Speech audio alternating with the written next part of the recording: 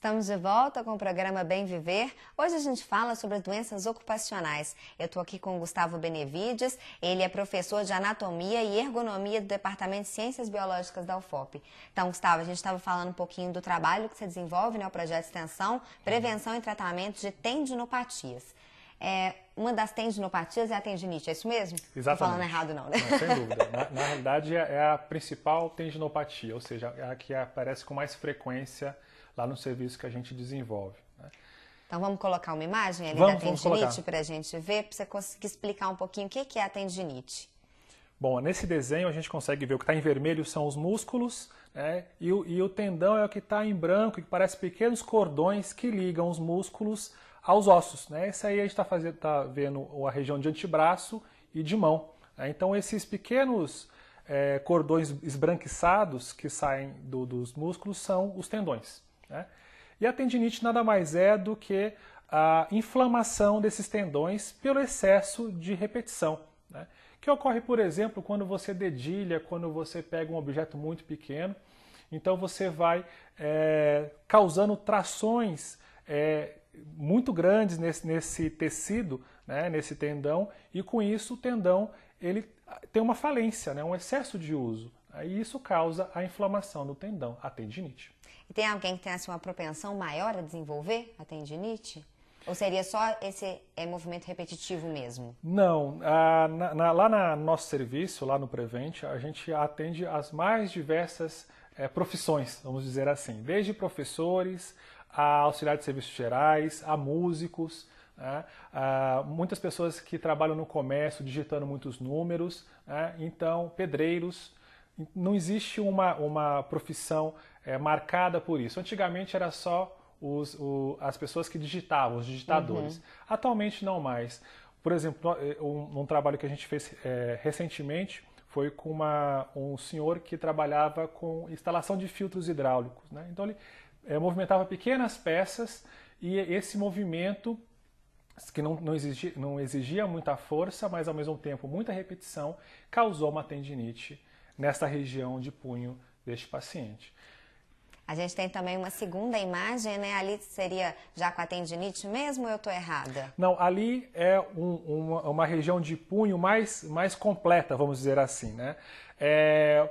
Existe os tendões que estão esbranquiçados em forma de cordão e nas regiões do punho aparece sempre uma proteção, o que está em azul aí. Essa proteção é como se fosse uma camada extra para evitar o atrito de um tendão com outro, né? Mas essa proteção também pode falhar, né, com o excesso de movimento e também causar uma tendinite associada à bursite, né? Porque o que aparece ali é como se fosse uma pequena bolsa que evita o atrito das estruturas que estão ao redor, dos ossos, dos nervos. O que está em vermelho, em forma tubular ali, são os vasos sanguíneos, as artérias, que quando existe uma tendinite muito grande que causa inchaço, pode gerar também uma vermelhidão na mão do paciente por conta da compressão,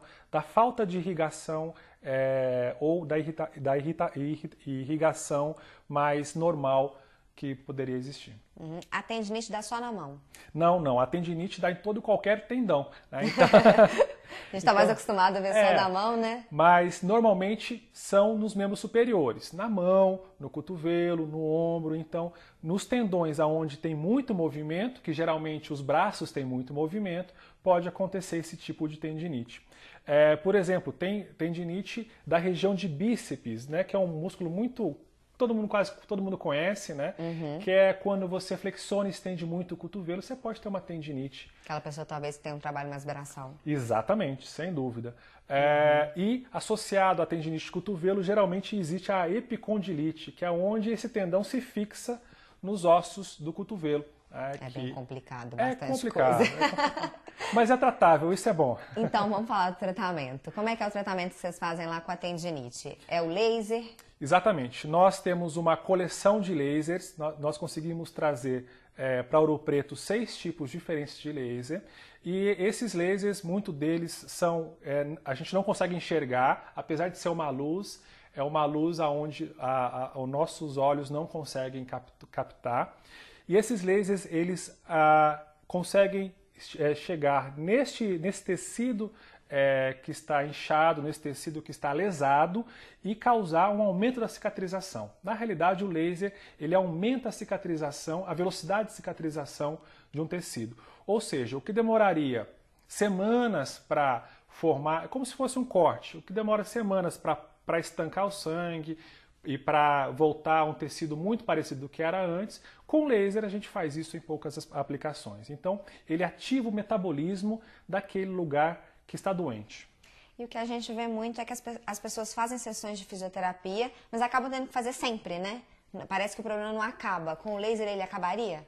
O nosso objetivo sempre é este, né? Nós estamos funcionando nesse serviço específico do Prevent desde o ano passado.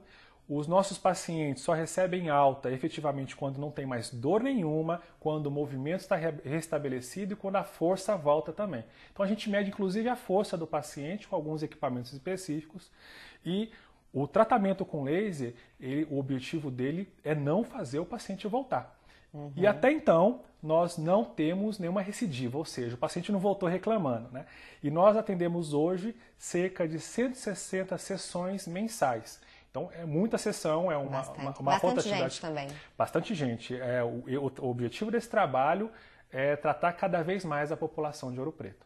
Então, Gustavo, a gente continua o nosso papo daqui a pouquinho, a gente vai falar um pouco da bursite e também vai estar respondendo as perguntas dos telespectadores. Quem quiser ainda fazer alguma pergunta, é só ligar no 3559-3902. A gente volta já, não saia daí.